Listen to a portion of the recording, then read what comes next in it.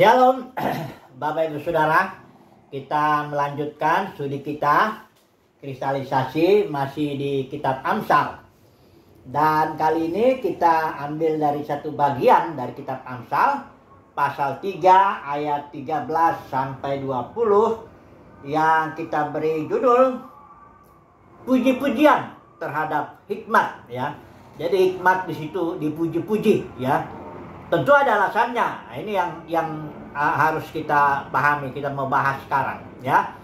Dan hikmat, sekali lagi kita harus ulangi, hikmat yang dimaksud di sini bukan hikmat manusiawi, ya.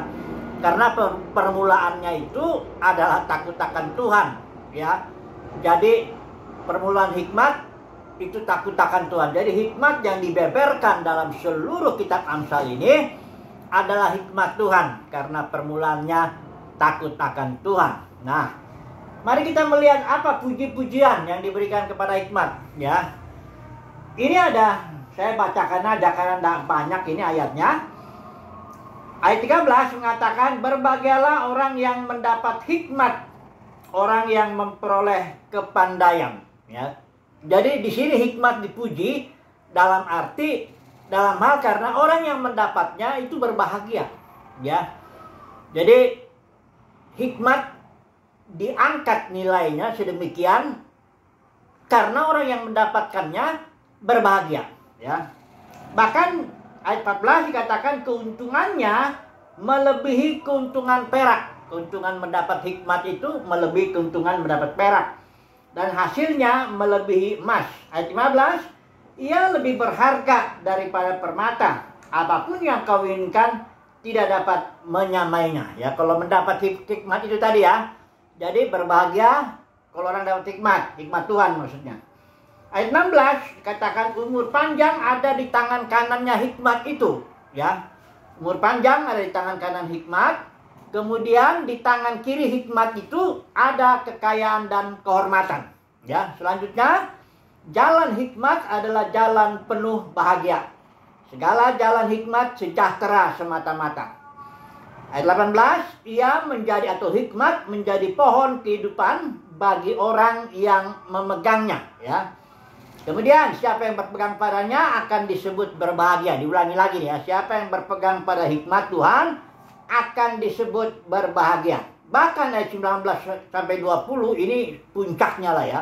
Karena dikatakan di sini, dengan hikmat Tuhan telah meletakkan dasar bumi. Jadi dikaitkan dengan penciptaan, bahwa penciptaan itu dilakukan Tuhan dengan hikmat, ya. Dengan hikmat Tuhan telah meletakkan dasar bumi, dengan pengertian ditetapkannya langit, dengan pengetahuannya air samudra raya berpencaran dan awan menitikkan embun. Nah, ini dia bagian yang kita merenungkan saat ini dari tema kita. Kenapa hikmat itu dipuji-puji sedemikian, dan bahwa orang yang mendapat hikmat itu akan bahagia dan lebih daripada mendapat perak, emas, permata dan sebagainya.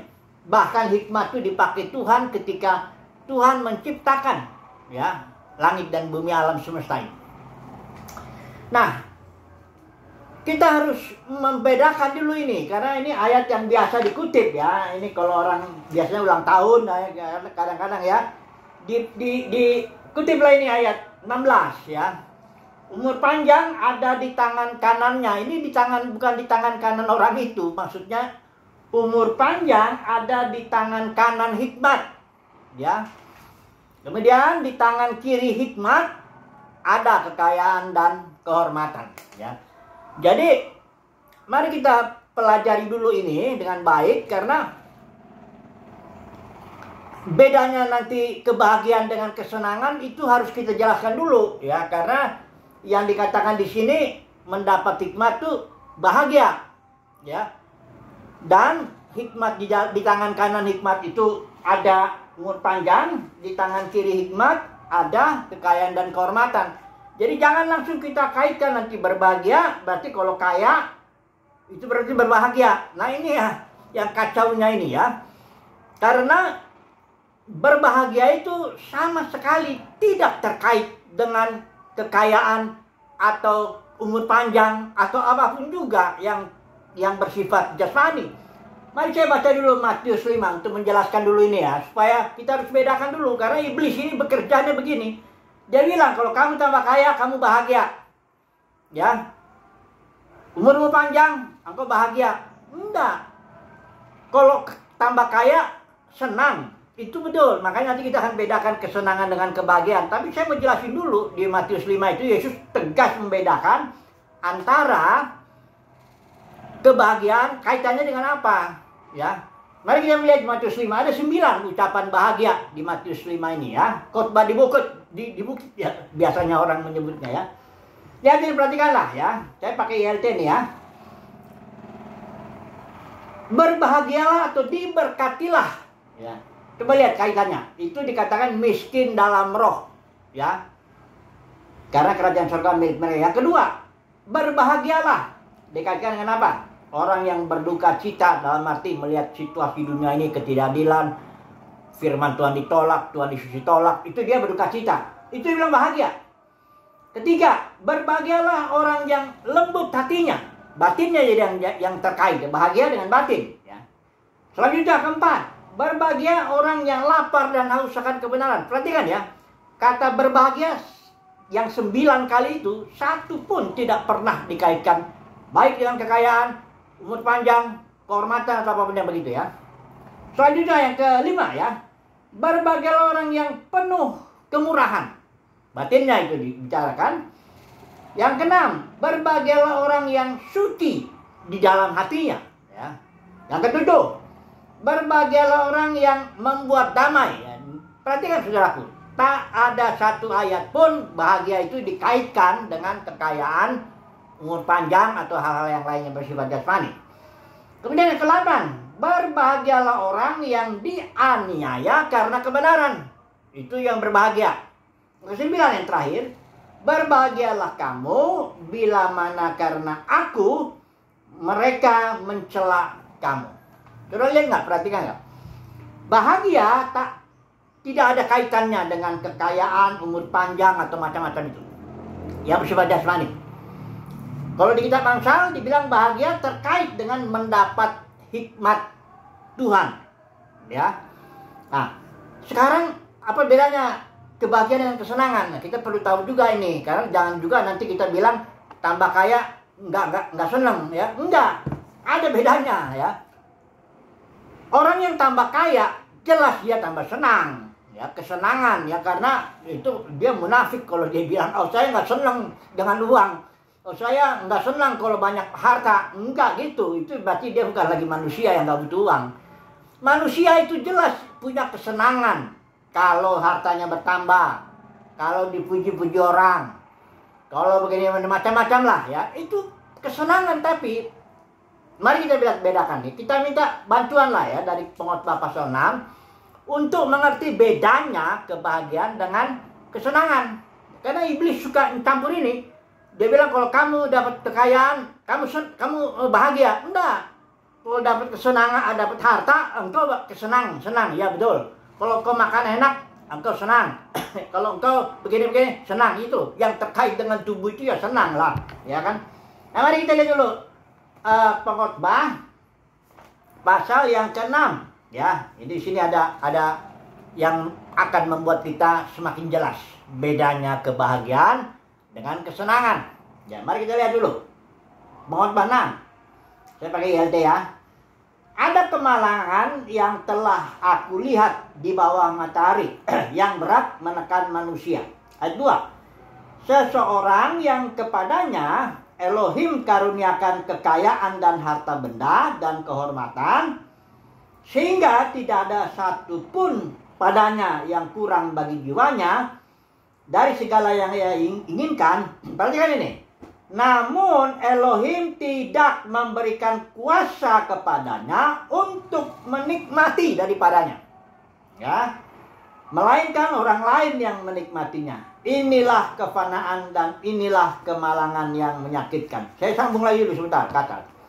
Ayat 3. Jika seseorang memperanakan 100 anak dan hidup lama, umur panjang maksudnya ya, sampai panjang umur, tetapi jiwanya tidak dipuaskan. Yang tadi pertama nggak diberi kuasa untuk menikmati, yang ini jiwanya nggak puas ya. Jiwanya tidak dipuaskan oleh hal yang baik itu, bahkan tidak ada kuburan baginya. Aku berkata, anak gugur lebih baik daripadanya, karena dalam kemanan dia anak gugur itu ya, datang dalam kegelapan, pergi dalam kegelapan. Perhatikan di sini ya. Jelas bahwa kekayaan, umur panjang, berkat apapun juga itu berasal dari Tuhan. Itu kitab Pengkhotbah bilang kalau ada orang makan, dia merasakan kenikmatan, itu dari Tuhan. Ya. Iblis itu tidak bisa ngasih apa-apa sama kita. Iblis itu gelarnya sudah Tuhan Yesus kasih tahu. Pendusta, pembunuh. Jadi dia berdosa untuk membunuh. Hanya itu aja yang bisa dikerjakan iblis. Memang dia diciptakan untuk itu. Ya. Kalau orang makan, merasa nikmat, itu dia nikmatnya itu dari Tuhan. Berkat Tuhan itu. Iblis cuma bisa menggoda orang supaya orang mencuri makanan. Hanya itu aja. Ya. Jadi ingat ya, kekayaan, umur panjang, apapun juga kenikmatan-kenikmatan di dunia ini, itu dari Tuhan, itu berkat Tuhan. Jangan salah, ya. Jangan tidak bilang, ini bukan berkat Tuhan. Nah, itu berkat Tuhan. Ya, kekayaan apa semuanya. Hanya kita harus bedakan ini antara kesenangan dan kebahagiaan, ya. Kalau kesenangan itu selalu terkait dengan perkara-perkara yang di dalam dunia ini, ya. Makan enak, tidur enak, atau misalnya umur panjang, dihormati orang, itu kesenangan ya. Tapi kalau kebahagiaan terkait dengan hikmat Tuhan, kalau di Amsal ya, hikmat Tuhan, atau kalau di dalam Matius, kebahagiaan tadi udah kita bilang 9, terkait dengan soal batin seseorang. Dia lapar haus kebenaran, dia suci hatinya dan sebagainya. Ya. Nah, kita udah bisa mulai melihat enggak bedanya ini ya antara kesenangan dengan kebahagiaan. Jangan tertipu ya. Karena begini ya, kalau sepanjang kita mengikut Tuhan, ada saatnya Tuhan memimpin kita untuk kita menyangkal kesenangan sementara ini agar mendapat kebahagiaan. Contohnya Yesus saja lah. Yesus itu mengabaikan kehinaan pikul salib karena ada sukacita, ada kebahagiaan di depan. Ya. Kalau kita menjadi pengikut Kristus, mengikut Yesus, kita pun akan dihadapkan dalam kehidupan ini, dalam perjalanan kita dengan Tuhan, hal-hal di mana kita harus menolak kesenangan-kesenangan, beberapa kesenangan tertentu demi mengejar kebahagiaan. Nah, kita harus punya fokus hidup kita kebahagiaan. Dan kita mesti tahu, kebahagiaan hanya terkait dengan hikmat Tuhan. Yang kedua dengan kondisi batin kita, yang cinta kebenaran, suci hati dan sebagainya. Harus ingat itu. Kalau Tuhan berikan kesenangan, harta benda, ya kekayaan, makan enak, kata apa, itu berkat Tuhan. Ya. Selalu kita mengucap syukur. Seberapapun Tuhan memberikan, puji Tuhan. Jangan juga kita bilang ini kalau senang yang senang-senang itu dari setan. Ya itu namanya muji-muji setan, nggak beres itu ya. Saya pernah soal lihat orang kesaksian, dia bilang gini, pokoknya segala di dunia ini yang senang-senang itu dari setan, katanya. Waduh. Tidak, semua yang senang-senang di dunia ini berasal dari Tuhan, itu berkat Tuhan. Tapi jangan hubungkan kesenangan yang ditawarkan dunia ini dibandingkan dengan kebahagiaan, jangan. Karena kalau kesenangan ini sementara aja ini, ya, yang terkait dengan tubuh dan jiwa, ya kan? Orang makin tua tubuhnya makin apa, makin tak bisa lagi dia menikmati makanan apa sebagainya. Dan paling celaka itu seperti Pengkhotbah pasal 6 itu, dikaruniai Tuhan dia apa? Harta kekayaan, harta benda apa semua, tapi dia nggak mempunyai kuasa menikmatinya. Dia nggak suka cita, dia nggak puas, dia ini paling pahit itu kalau Pengkhotbah bilang. Lebih bagus anak gugur lah. Umurnya katanya dari 100. Memperanakan banyak anak. Tapi dia nggak puas ya. Nah kenapa ini kesenangan? Karena kesenangan ini memang hanya terkait dengan perihal tubuh dan jiwa kita. Tapi kalau kebahagiaan ini batinnya ini. Terkait dengan hikmat Kristus. Hikmat Tuhan. Ya. Jadi kebahagiaan ini kekal dia bersifatnya. Kalau nanti orang mati, itu sebenarnya kalau mati, kalau kitab Yakobus bilang, itu hanya tubuhnya pisah dengan rohnya. Artinya, tubuhnya dengan batinnya itu pisah. Ya. Dia tetap sadar, kalau saya mati, misalnya tiba-tiba ada orang nembak saya lagi ngomong gini, saya akan keluar. dari tubuh saya dan saya lihat tubuh saya jatuh ke bawah, saya tetap sadar kan siapa nama saya, siapa istri saya, anak-anak saya, semua teman-teman saya bisa ingat. Ya, mati itu cuma dipisah aja tubuh sama ini. Nah, kesenangan itu terkait dengan tubuh ini. Sementara kebahagiaan terkait dengan batin kita. Dan itu panjang. Kalau orang udah batinnya kosong selama di dunia ini ya. Nah, ini celakanya begini Bapak Saudara. Selama seseorang di dunia ya, kalaupun dia misalnya batinnya kosong, dia masih ketutupan dengan tubuhnya. Kalau misalnya dia dikaruniai Tuhan kekayaan, ya dia bisa banyak menikmati lah di dunia ini. Tubuhnya, jiwanya banyak menikmati harta benda, musik atau pemandangan, sehingga ketutupan lah jiwanya yang atau batinnya yang kosong itu. Tapi ketika dia mati, barulah dia harus tinggalkan tubuh itu, tinggalkan segala kesenangannya. Akhirnya dia dengan kekosongan batin yang wah ini ngeri. Hidup di dalam kekekalan dengan kekosongan jiwa seperti batin, itu repot. Jadi sekali lagi, kesimpulannya apa ini? Jadi kesimpulannya ini, dalam sekali ini, berbahagialah. Ya, ini dikatakannya orang yang mendapat hikmat Tuhan itu seperti orang yang mendapat kasih karunia. Karena faktanya nggak semua orang dikasih hikmat Tuhan oleh Tuhan. Ini dia anugerah Tuhan itu ya. Inilah kedaulatan Tuhan. Ya, kebanyakan orang dikasih kesenangan seberapa Tuhan mau. Ya, tapi kalau mendapat hikmat Tuhan, nggak semua orang ternyata. Ya di dunia ini berapa orang yang mengejar kebahagiaan, mengejar hikmat Tuhan dibanding dengan mengejar kesenangan. Wah, di dunia ini kalau disurvei ya hampir semua orang mengejar kesenangan. Tujuan hidupnya udah kesenangan aja. Ya. Sementara yang mendapatkan kebahagiaan, mengejar kebahagiaan, itu anugerah Tuhan. Ya. Dan ini saya sebagai penutup lah dulu ya. Di Matius khotbah 5 itu tadi kan kita sudah singgung itu. Khotbah di bukit, Matius 5, 6, 7. Di situ Yesus bilang ya, ada jalan, atau coba dulu kita baca aja lah ya. Matius 5 atau ini ya kita lihat dulu di sini ya. Sebagai penutup dulu kita Matius 5 ya. Matius 5 bukan Matius 5 sebenarnya ini kalau jalan itu ada 2 jalan ya. Dikatakan di situ ya. Mari kita lihat dulu ya. Ayat Matius 7 ayat 13 ya sampai 14. Kita baca ya. Masuklah melalui pintu yang sesak itu, karena lebarlah pintu dan luaslah jalan yang menuju kepada kebinasaan, dan banyak orang yang masuk melaluinya. Ayat 14, karena sesaklah pintu dan sempitlah jalan yang menuju kepada kehidupan atau kebahagiaan ini ya. Sedikit ini sempit dan sedikit orang yang mendapatinya. Perhatikan Bapak Saudara. Ayat ini diajarkan Yesus kepada murid-muridnya. Ini bukan kepada orang banyak. Kalau saudara lihat nanti di Matius 5 itu, ketika Yesus lihat orang banyak, dia naik ke bukit. Dan datanglah murid-muridnya, baru situ Yesus ngomong. Yesus ngomong begini, masuk melalui pintu yang sesak itu. Ya. Pintu yang menuju kepada kehidupan, pintu yang menuju kepada kebahagiaan. Ya. Tapi karena ini lebar pintu dan luas jalan yang menuju kepada kebinasaan, inilah kalau saya menyebutnya ini pintu kesenangan ini. Banyak orang mencari kesenangan di dalam hidupnya, fokus kepada kesenangan dalam hidupnya ini. Ya masing-masing orang beda kesenangannya. Tapi dia fokus ke situ, ya.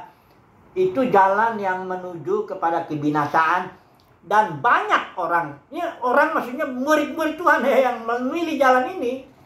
Nah, karena ini 2 jalan ini dibeberkan sama Yesus kepada murid-muridnya, bukan kepada orang luar, bukan. Jadi itu makanya, jadi semoga kita mendapat kasih karunia lah untuk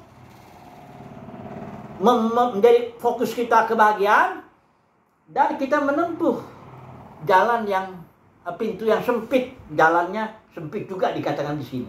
Tapi itu menuju kepada kehidupan. Kita karena harus dipimpin kadang-kadang ya, seperti Yesus mengabaikan kesenangan tertentu demi kita mengejar kebahagiaan. Haleluya. Amin.